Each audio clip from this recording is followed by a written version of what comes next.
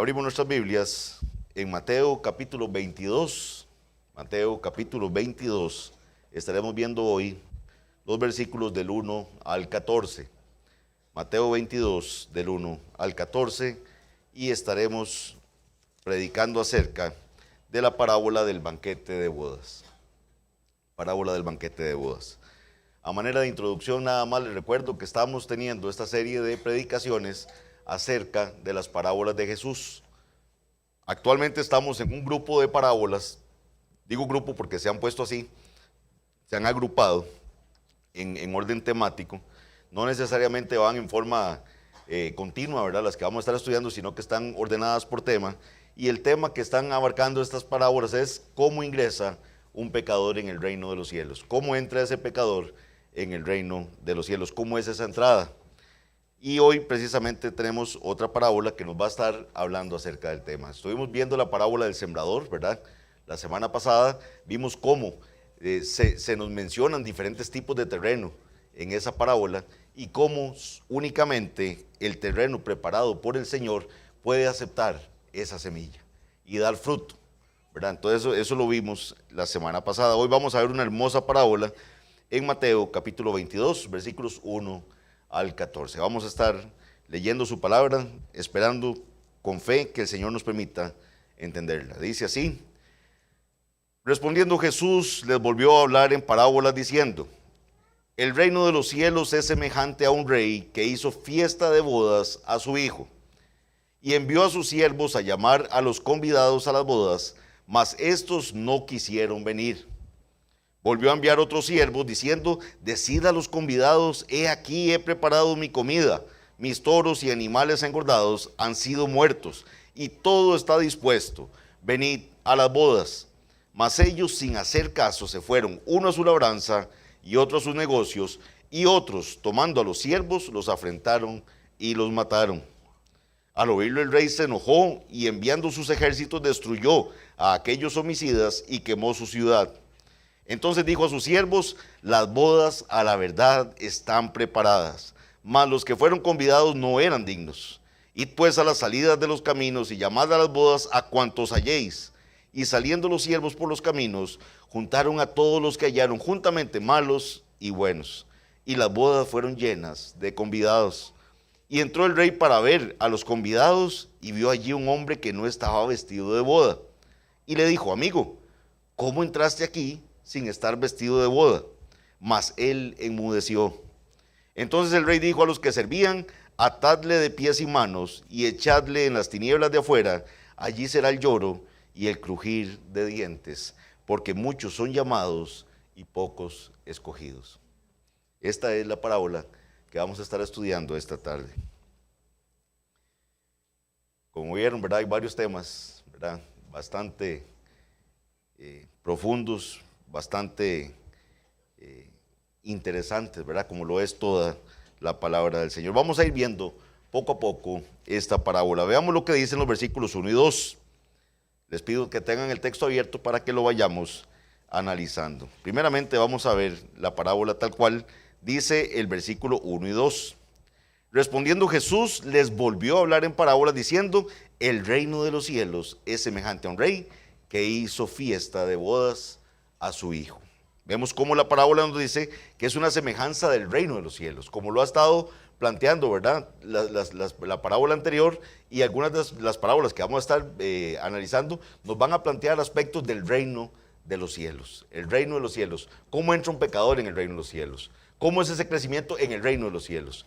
¿Cómo se desarrolla ese pecador en el reino de los cielos? ¿Y cómo va a finalizar ese pecador en el reino de los cielos? Todas van a ir en relación al reino de los cielos. Pero entonces tenemos que por lo menos tener, ¿verdad?, ¿a qué nos referimos cuando hablamos del reino de los cielos? Sabemos que Dios es rey. Dios es rey, fue rey desde el inicio, es rey ahora y será rey siempre. O sea, eso, el reinado del Señor, eso no se lo quita nadie. Pero la Biblia nos habla de aquí del reino de los cielos. Y cuando Cristo viene aquí a la tierra, Él dice: el reino de los cielos se ha acercado. Entonces, ¿a qué se refiere con el reino de los cielos? Para efectos de esta parábola, vamos a entender qué es el dominio donde gobierna Dios, donde Dios es soberano, donde se le reconoce a Él como rey.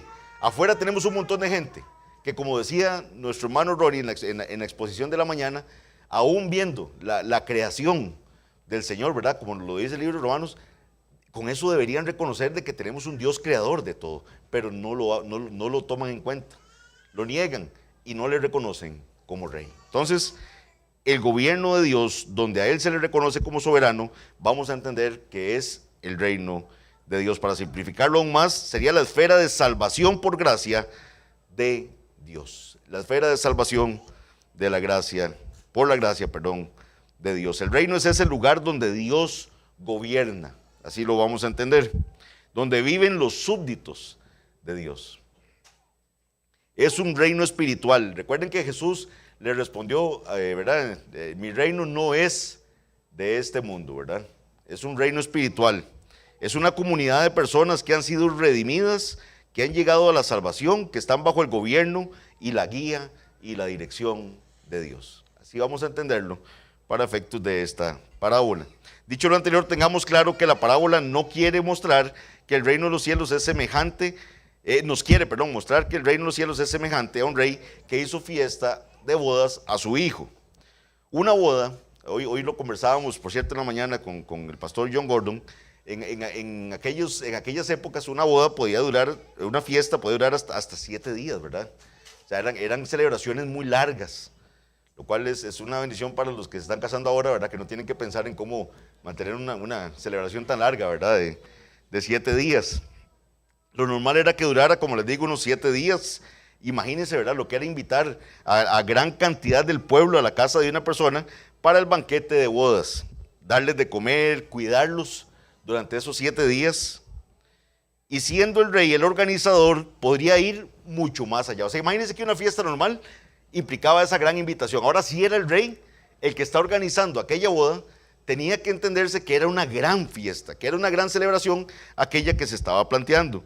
Definitivamente una grandiosa y gloriosa celebración. Lo más importante es que Jesús quiere exponer la celebración más grande que esas personas puedan comprender en la cultura en la que estaban. O sea, cuando Jesús les está diciendo esta parábola, Él sabe que ellos están entendiendo que aquello tenía que ser un evento magno, ¿verdad? Algo grande, algo fuera de serie. Era la fiesta de bodas, ¿verdad? La fiesta de bodas. Y Él está diciendo que el reino de los cielos es como esa celebración más grande que usted se pueda imaginar. Vean qué bonito, ¿verdad? Lejos de ese cuadro que le pintan a la gente, de verdad, que estamos los cristianos en una nube cada uno, ¿verdad? Con una arpa, ahí, ¿verdad? Nada más. No, es una gran celebración, es el reino de los cielos. Una gran fiesta. Y Él está diciendo que el reino de los cielos es esa celebración tan grande, organizada por la persona más importante que podamos pensar, para la persona más honrada que podamos imaginar. El reino de los cielos, una gran fiesta organizada por Dios para su Hijo. O sea, es lo que está planteándonos esta parábola. Entonces vean qué interesante cómo tenemos que imaginarnos ese contexto de cómo tenían que estar oyendo ellos, los oyentes originales, esta parábola. Versículos 3 y 4 dice, tienen ahí el texto, y envió a sus siervos a llamar a los convidados a las bodas, mas estos, dice, no quisieron venir. La fiesta ya se habían sido convidados, ahora los manda a llamar, pero ellos no quieren venir. Dice el 4, y volvió a enviar otros siervos diciendo, decid a los convidados, he aquí, he preparado mi comida, mis toros y animales engordados han sido muertos y todo está dispuesto, venid a las bodas. Las costumbres en aquel entonces eran muy distintas a las nuestras. Según la costumbre de las fiestas de bodas, la primera invitación salía con semanas o inclusive meses de antelación a la celebración que se podía dar. La primera invitación, como les digo, podía ser que ni siquiera especificara el tiempo exacto, pero ya tenían que estar preparados porque venía el evento. Luego, al llegar la fecha de la fiesta, los siervos salían otra vez para decir a los convidados que todo estaba listo ya para comenzar los festejos. La frase los convidados que usa ahí significa que ya habían sido invitados. O sea, cuando el rey manda a llamar a los convidados, ya ellos sabían que el evento iba a estar y ya habían sido invitados a esta boda. En otras palabras, hubo una invitación preliminar. Ciertas personas habían recibido invitaciones para asistir a la fiesta de bodas del rey y por lo que podemos ver en el texto ya habían aceptado esas invitaciones. Pero ahora, cuando el banquete de bodas está listo para comenzar, los siervos son enviados a estas personas para darles la buena noticia de que ya es el tiempo, ya llegó el tiempo de la fiesta. Sin embargo, en una forma impensable, en el versículo 3 dice, mas estos no quisieron venir. Mas estos no quisieron venir. ¿Por qué impensable? Imagínense ustedes lo que era decirle a un rey en aquella época, no, el rey mandaba a llamar y usted tenía que ir. O sea, no quiero. Así le está sonando la parábola a los oyentes originales. O sea, ¿cómo es que este rey prepara aquello tan hermoso? Los manda a llamar y dice, no quisieron venir. Sorprende todavía más la reacción que tiene el rey. ¿Por qué? Porque vea lo que dice el versículo 4. Dice el versículo 4, volvió a enviar a otros siervos. O sea, el rey, en vez de mostrar su enojo, ¿verdad? De que él ya había preparado la fiesta, ya habían sido invitados, lo habían sido previamente convocados, los manda a llamar y no quieren venir. En vez de mostrar su ira ante ese desprecio, ante esa falta de respeto a la autoridad del rey, vuelve a mandar a otros siervos para invitarlos. Rehusar la invitación directa del rey sería algo impensable. Era una peligrosa afrenta al monarca. Sin embargo, la misericordia del rey se impone y vuelve a enviar la invitación por medio de otros siervos, dando más detalles de la celebración. O sea, les dice todavía más detalles de la celebración. Les dice, he preparado mi comida, mis toros y animales engordados han sido muertos y todo está dispuesto. Venid a las bodas. Un comentarista, el doctor Carballosa, dice en su libro lo siguiente que me pareció muy interesante incluir acá. Dice que la frase y todo está dispuesto en el texto tal cual está, sugiere que absolutamente todos los detalles habían sido arreglados. Absolutamente todos los detalles habían sido arreglados. Solo faltaba la presencia de los invitados. El urgente llamado es expresado mediante la frase, venid a las bodas. Vengan. Ya todo, absolutamente todo, está listo.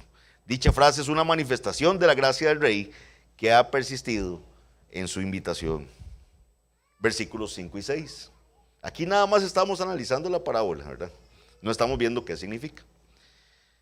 Versículos 5 y 6. Mas ellos, sin hacer caso, se fueron, uno a su labranza y otro a sus negocios. Y otros, tomando a los siervos, los afrentaron y los mataron. En el versículo 5, vemos que la respuesta a la segunda invitación fue un claro desinterés. Un claro desinterés. La frase, sin hacer caso, que está ahí, en el original significa ser descuidado, ser negligente o ser indiferente. Como que la cosa no es conmigo.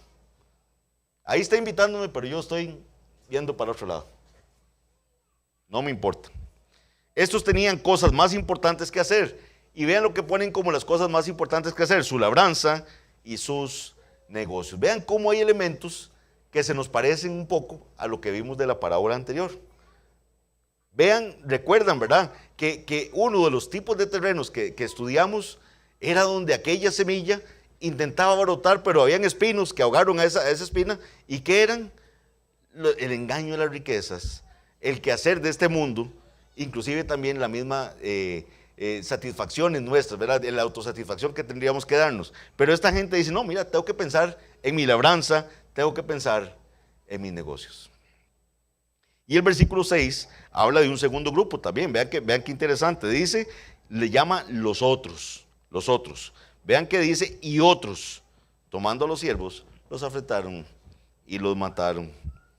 Estas eran personas más violentas, ya que nos dice que tomaron a los siervos y los afrentaron, es decir, los trataron de manera arrogante y vengativa. Eso es lo que significa los afrentaron en el texto original. Los trataron de manera arrogante y vengativa, los maltrataron y a otros inclusive los llegaron a matar, a estos que estaban invitando. De modo que quienes rechazaron la invitación del rey fueron los descuidados, ¿verdad? Los que labranza y los negocios, o indiferentes, ¿verdad? También, o los otros, que los trataron ya con maltratos, con insultos, con violencia, inclusive llegando hasta la muerte. Versículo 7. Al oírlo el rey se enojó y enviando sus ejércitos destruyó a aquellos homicidas y quemó su ciudad. Ya la paciencia del rey se agotó. El rey había invitado inicialmente, volvió a enviar, vuelve a enviar, pero ya fue suficiente. Acá es poco lo que podría comentarse de lo que nos dice la parábola. Las acciones de los invitados provocaron la ira del rey, quien envió sus ejércitos, destruyó a los asesinos y quemó su ciudad. La misericordia y la paciencia del rey llegaron a su límite, se acabaron. El rey reaccionó justamente al castigar a los malvados que habían asesinado a sus siervos y que habían desdeñado su invitación.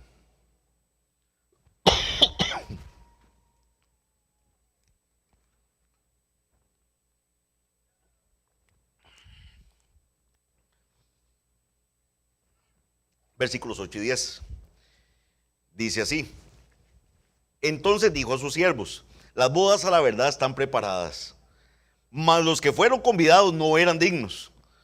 Id pues a las salidas de los caminos y llamad a las bodas a cuantos halléis. Y saliendo los siervos por los caminos juntaron a todos los que hallaron, juntamente malos y buenos, y las bodas fueron llenas de convidados. El rey, luego de haber destruido a los malvados, determinó celebrar la fiesta. La fiesta se iba a celebrar con o sin las personas que inicialmente habían sido invitadas. La fiesta ya estaba lista, las bodas ya estaban preparadas y se iba a celebrar. Entonces manda invitar a otros que inicialmente no habían sido convidados. Por lo que ordena a sus siervos salir a los caminos e invitar a la fiesta tantos como pudieran encontrar. Dice, porque los que fueron convidados no eran dignos. Los siervos hicieron lo que el rey les mandó.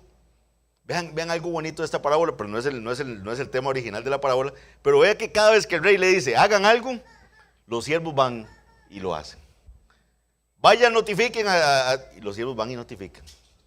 Vaya y preparen. Vaya, inclusive, si tienen que poner la vida, ¿verdad? Porque los terminaron matando, algunos de ellos. Vayan, invítenlos otra vez y algunos perdieron la vida. Y aquí les dice, vayan y traigan a cuantos ustedes encuentren en el camino. Tráiganlos, las bodas ya están preparadas. Y los siervos van, ustedes no vengan, los siervos cuestionando al rey. Mira, rey, es que tal vez no conviene. O cuestionando lo que el rey está diciendo. Ellos van y obedecen lo que el rey está diciendo. Pero ese es nada más un comercial en la parábola. No es el punto central. Y las bodas fueron llenas de convidados, nos dice el 22:10. El 11. Y entró el rey para ver a los convidados y vio allí un hombre que estaba vestido de boda, que no estaba vestido de boda, perdón. Y le dijo, amigo, ¿cómo entraste aquí sin estar vestido de boda? Mas él enmudeció.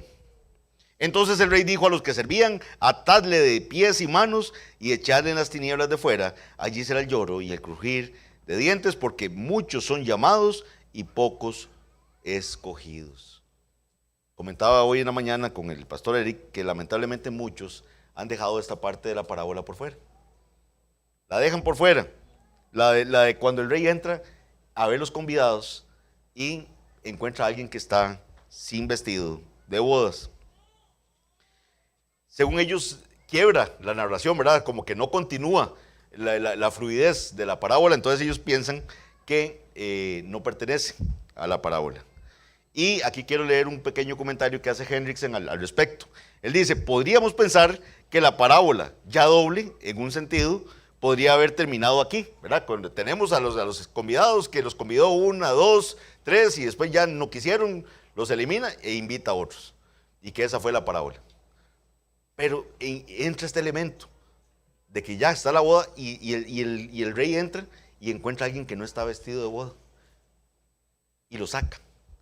de ahí y le dice, échenlo afuera, y ahí será el lloro y el crujir de dientes. Entonces leo nuevamente lo que dice Hendriksen. Podríamos pensar que la parábola ya doble en un sentido podría haber terminado aquí. Por una razón excelente, no termina aquí, dice Hendriksen. Hay un elemento importantísimo que nos dice esa última parte que no podía quedar fuera de esta parábola. Cuando el rey llegó a la fiesta, observó que había un hombre que no estaba vestido con ropa de boda. Normalmente esa ropa era proporcionada por el rey para una ocasión como aquella. O sea, el rey invitó a todos estos y les dio una vestimenta especial para estar en esa fiesta de bodas. La pregunta, el rey se dirigió al hombre y le dijo, amigo, ¿cómo entraste aquí sin estar vestido de boda? La pregunta del rey dejó a aquel hombre sin palabras y lleno de temor. Vean que el versículo dice que el hombre, ¿verdad?, le dice, amigo, ¿cómo entraste aquí sin estar vestido de boda? Y dice, mas él enmudeció. O sea, no tuvo palabras, no podía responder absolutamente nada. El rey seguidamente llama a los siervos y les dice, atadle de pies y manos y echadle en las tinieblas de afuera, allí será el lloro y el crujir de dientes. La historia concluye con una especie de resumen de la parábola que nos dice por qué es importante que eso esté ahí al final. El resumen de la parábola dice, porque muchos son llamados y pocos escogidos. Eso dice la parábola. Ahora sí, vamos con la interpretación de la parábola. La fiesta de bodas. La fiesta de la boda representa el gozo y la felicidad asociada con la participación en el reino de Dios. El participar en ese reino de Dios, el ser parte de ese reino de Dios, es un motivo de gran gozo. Es una fiesta. El cristiano se siente feliz de ser un súbdito de ese reino de Dios. Es un motivo de gran felicidad. No hay nada más bonito. No hay otro lugar en el cual yo quisiera estar, porque yo quiero estar ahí, en esa celebración donde mi rey me está llamando a celebrar. Eso es lo que nos va a hablar de esa fiesta de bodas. Las invitaciones. La cantidad de invitaciones a la fiesta de bodas son una parte importante de la parábola y necesariamente tienen una interpretación. Lo que pasa es que aquí se ha caído en tratar de dogmatizar qué significan exactamente cada una de esas invitaciones. Algunos, ¿verdad?, de todos los comentarios que he leído, podría uno inclinarse a pensar que los profetas del Antiguo Testamento podrían ser los que hicieron aquella primera llamada al pueblo. Por ejemplo, vamos a ir a Segunda de Crónicas, capítulo 36. Segunda de Crónicas 36. Segundo de Crónicas 36. Versículos 15.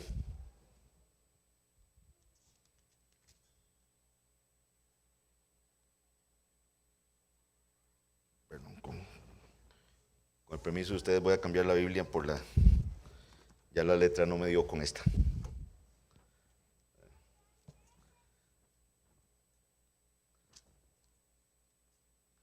Segunda de Crónicas 36, 15 al 16.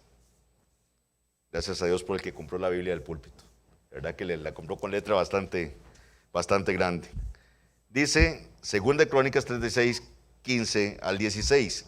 Y Jehová, el Dios de sus padres, envió, que dice, constantemente palabra a ellos. Envió constantemente palabra a ellos, dice, por medio de sus mensajeros, porque él tenía misericordia de su pueblo y de su habitación.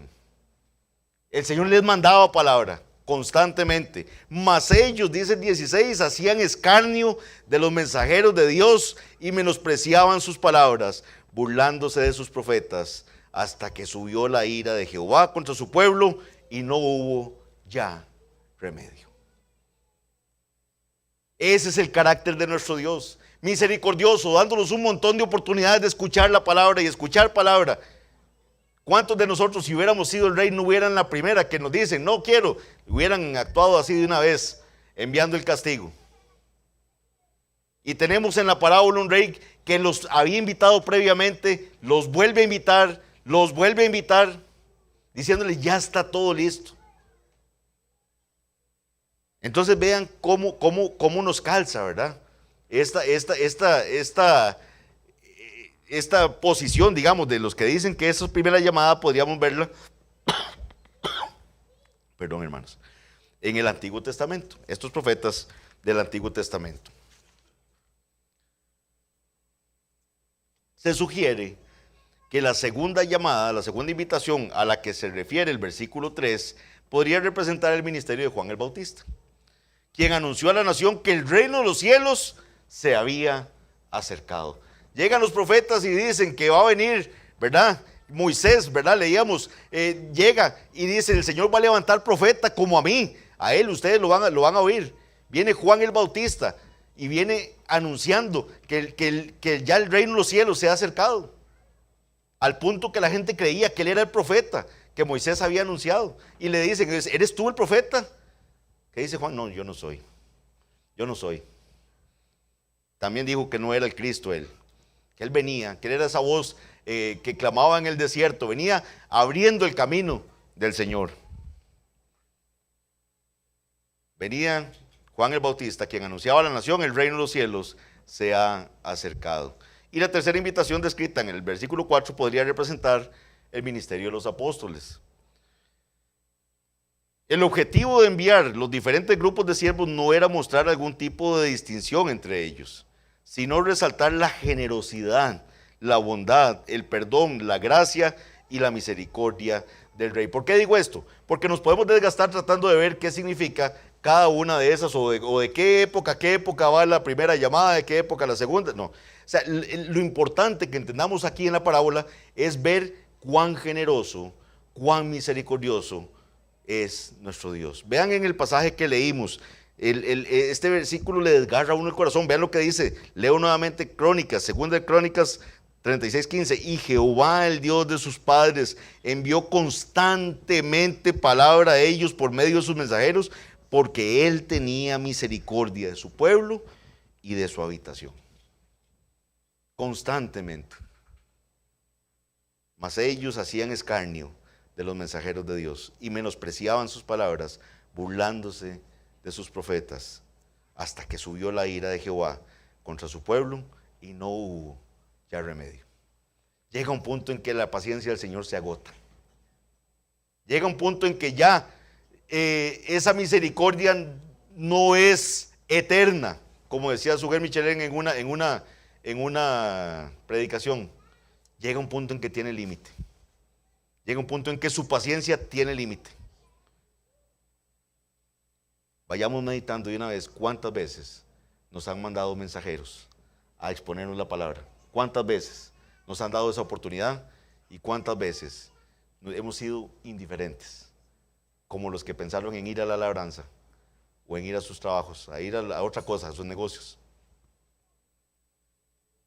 El objetivo de enviar los diferentes grupos de siervos, como repito, no era mostrar algún tipo de distinción entre ellos, sino resaltar la generosidad, la bondad, el perdón, la gracia y la misericordia del Rey. El rechazo de los convidados. Veamos el rechazo de los convidados. En primer lugar, dice el versículo 3,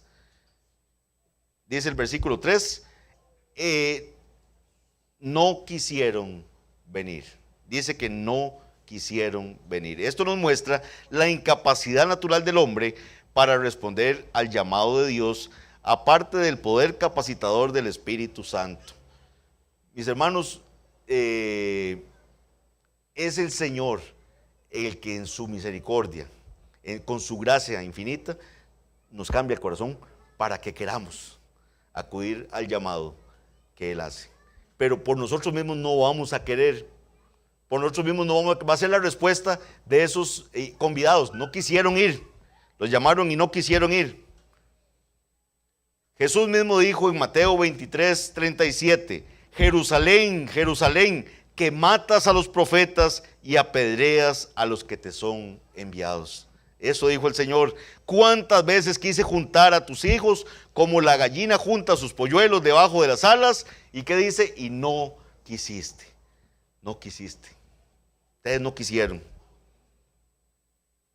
Esos son el primer grupo, los que no quisieron venir, nos dice la parábola, versículo 3. El segundo grupo, a los que recibieron la invitación, se dice que mas ellos sin hacer caso se fueron.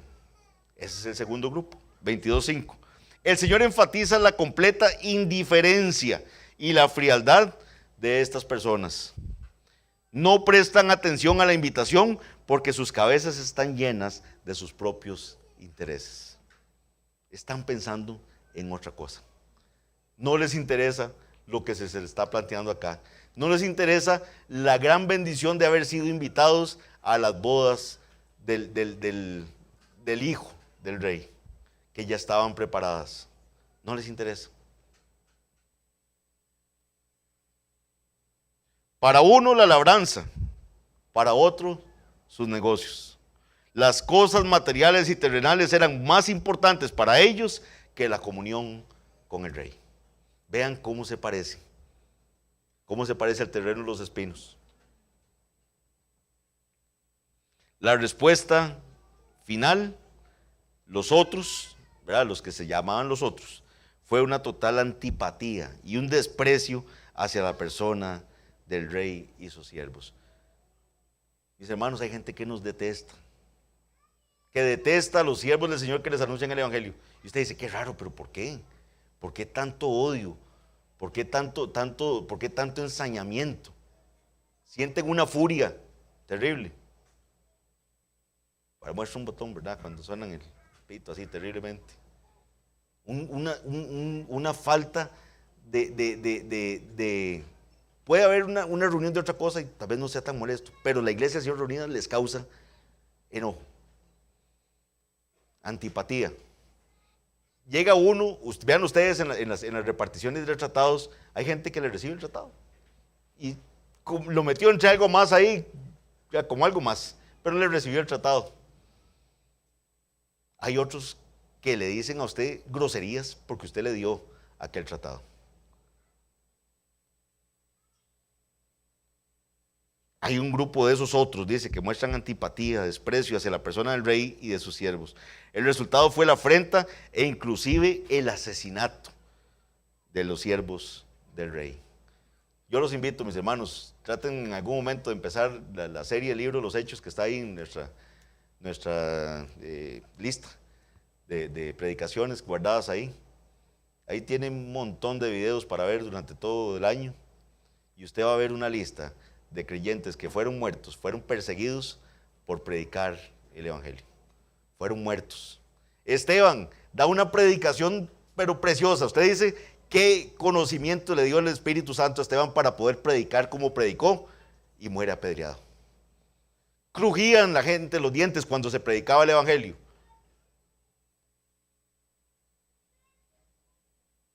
Un desprecio total. Versículo 7. Aquí viene un tema que yo sé que va a causar controversia y seguro voy a recibir llamadas después de esto, pero la condena del rey, ¿verdad? ¿Cómo interpretamos esa condena del rey? Cuando él destruye, se enoja y destruye ese lugar donde estaban todos estos siervos malvados que no aceptaron su llamado. Un gran número de comentaristas, y me parece muy fuerte su posición, muy bien basada. Un gran número de comentaristas coincide en que el texto apunta a la destrucción de Jerusalén en el año 70. Cuando se considera el cumplimiento del juicio de Dios sobre Jerusalén, sobre Israel. Puede observarse que aún los romanos son considerados sus siervos en la ejecución de ese juicio disciplinario. Por ejemplo, Hendrickson señala lo siguiente: dejando de lado la figura, la referencia a Jerusalén es clara. Aquí está claramente predicha su destrucción en el año 70. Lucas 19, 41 al 44 dice, en cuanto al cumplimiento, Lucas 19, 41 al 44, veámoslo un momentito. Lucas 19, 41 al 44.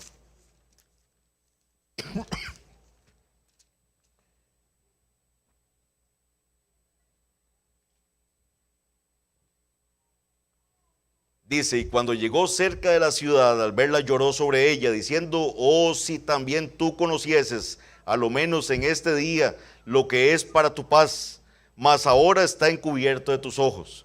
Porque vendrán días sobre ti cuando tus enemigos te rodearán con vallado y te sitiarán y por todas partes te estrecharán y te derribarán a tierra y a tus hijos dentro de ti y no dejarán en ti piedra sobre piedra, por cuanto no conociste el tiempo de tu visitación. Duras palabras le dijo el Señor a Jerusalén. En cuanto al cumplimiento, Jerusalén fue tomado por Tito, hijo del emperador Vespasiano, entre el año 69 y el 79 después de Cristo. El templo fue destruido.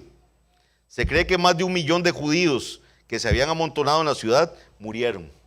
Israel dejó de existir como unidad política.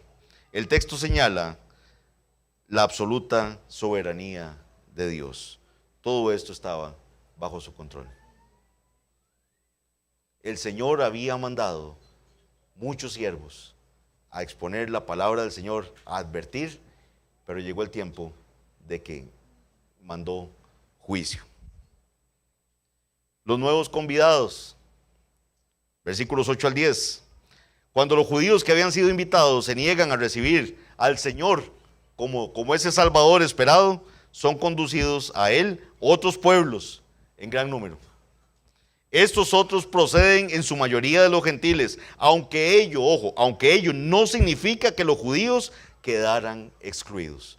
Aquí estamos hablando de gente de todo pueblo, lengua y nación que va a ser invitada ahora a estas fiestas de bodas.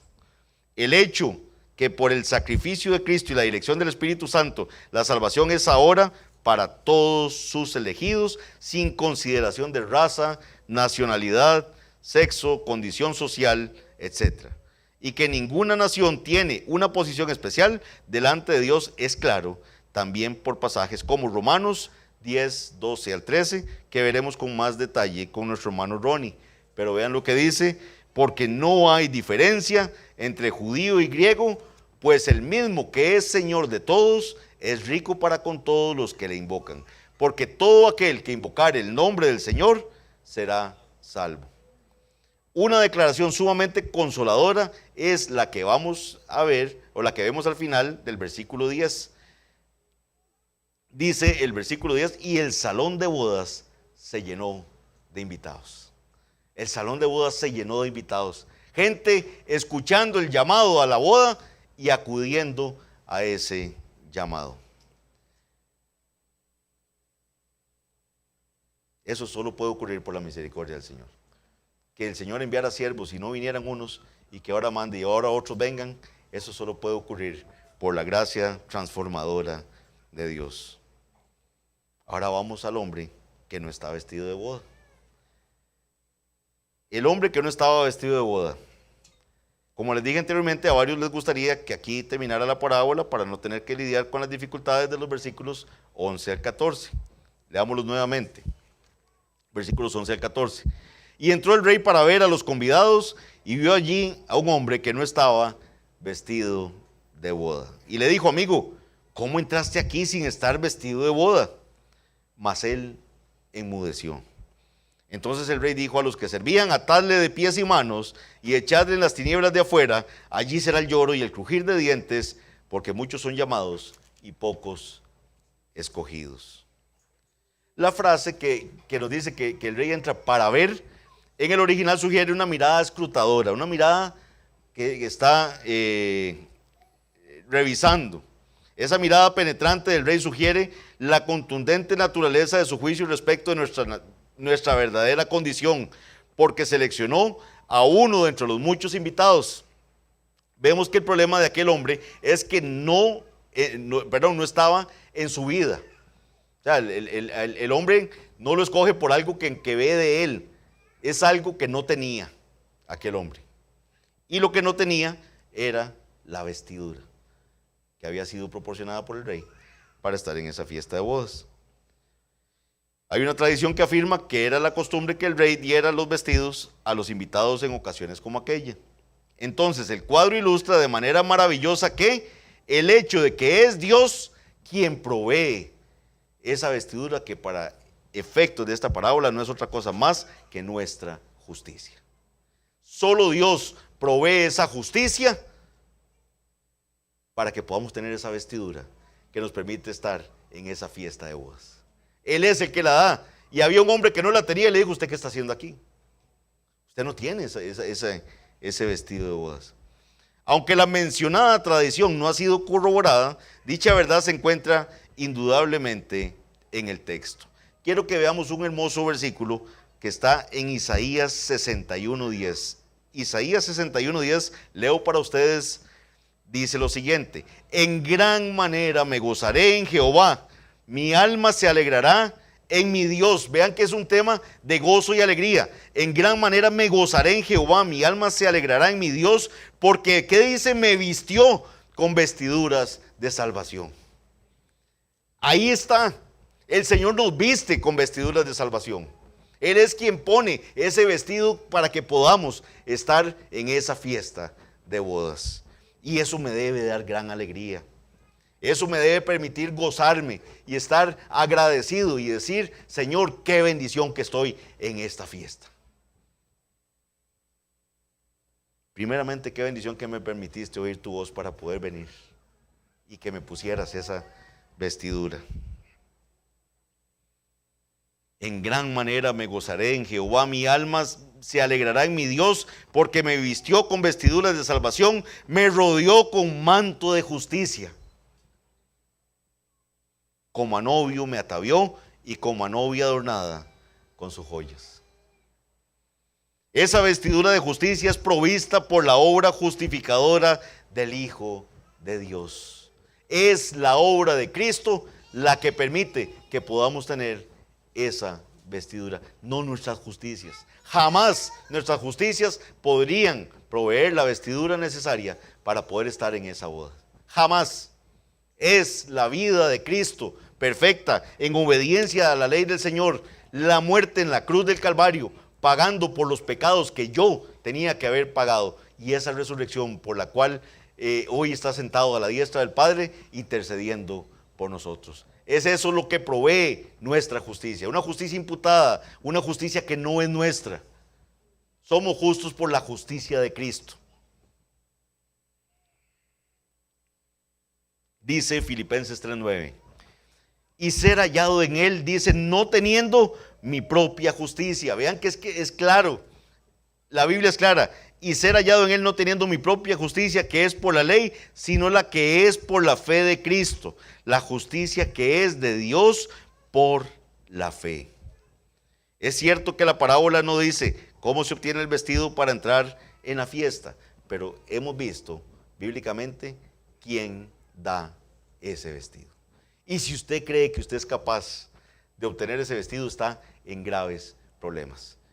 Nada que usted pueda hacer le puede proporcionar esa entrada a esa fiesta de bodas. Nuestras justicias son como trapos de inmundicia. Si dicho vestido tiene que ver con la justicia que se requiere para entrar en la presencia de Dios, entonces no hay duda que solo Cristo puede proporcionar dicha vestidura. El rey claramente identificó a este hombre como alguien no apto para participar de aquella fiesta, y la parábola finaliza despejando cualquier duda que pudiera existir respecto de qué depende de que alguien sea apto o no. Ahí se despeja cualquier duda. El versículo 14 contundentemente dice: porque muchos son llamados y pocos escogidos. Él es quien escoge.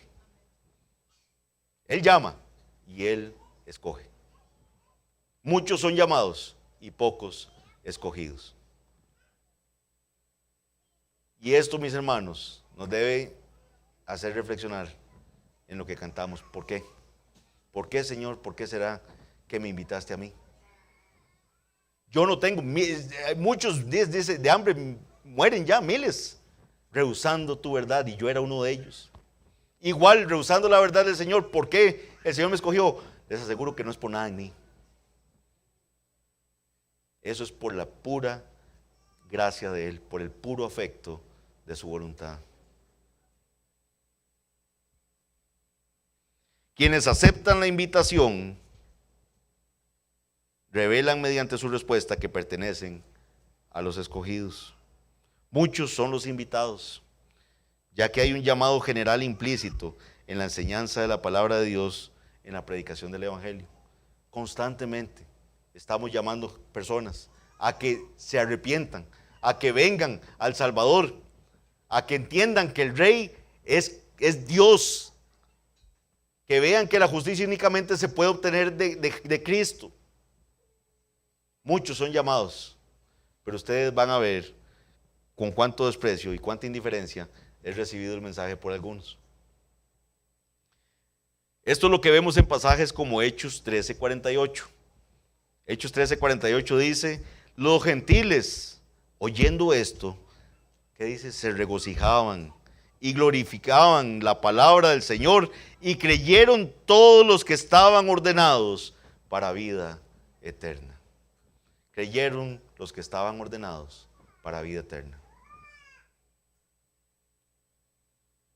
Juan 6, 64 al 65, versículos muy conocidos, dice Jesús aquí hablando: pero hay algunos de vosotros que no creen, porque Jesús sabía desde el principio quiénes eran los que no creían y quién le había de entregar.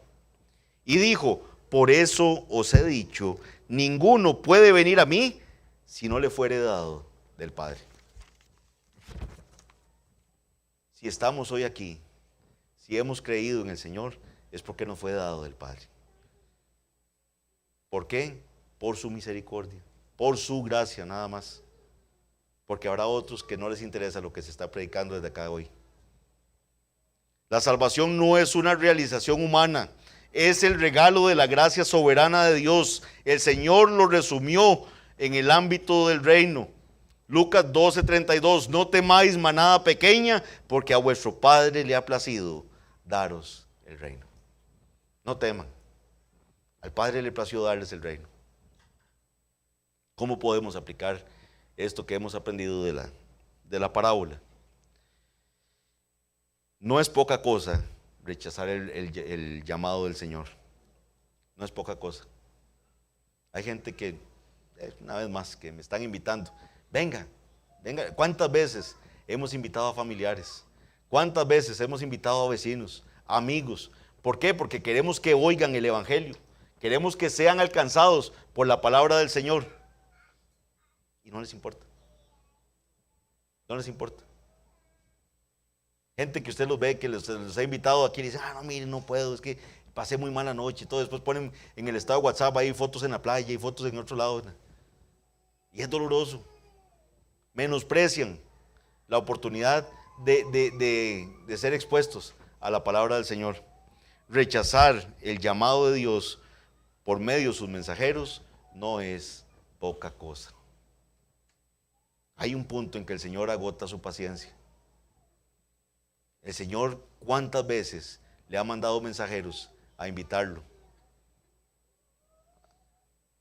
El Señor, ¿cuántas veces ha tenido misericordia y no ha actuado?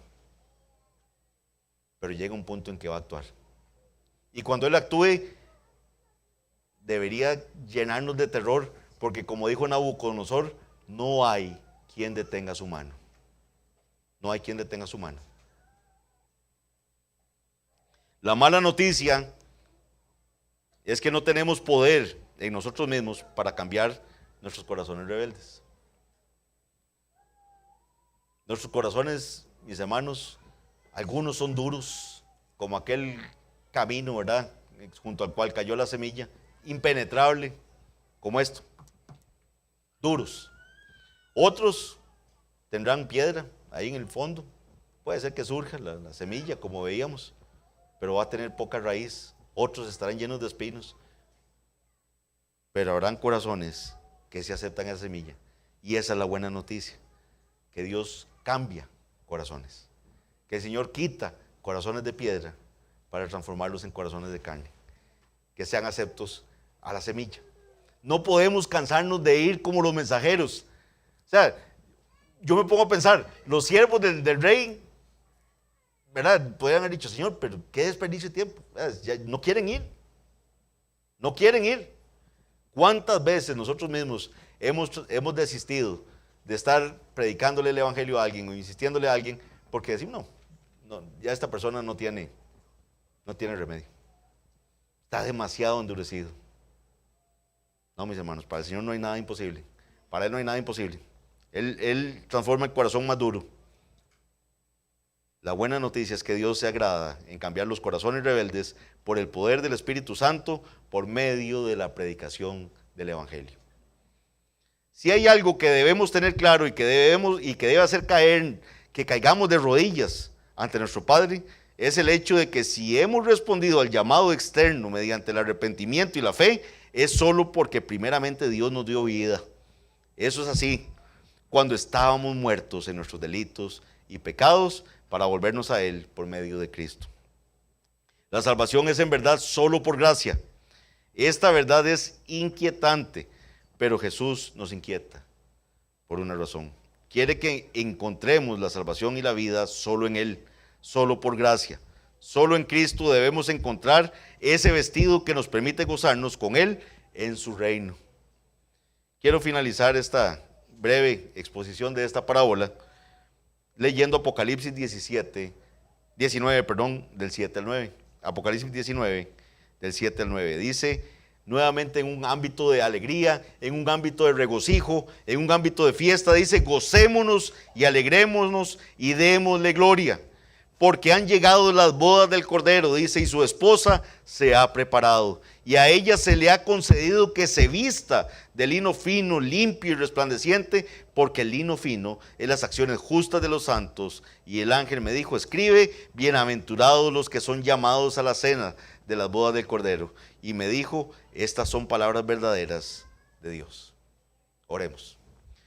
Padre bendito, Señor, perdónanos, Padre, cuántas veces rechazamos esa invitación a formar parte de tu reino, Señor, a ser súbditos tuyos, Señor.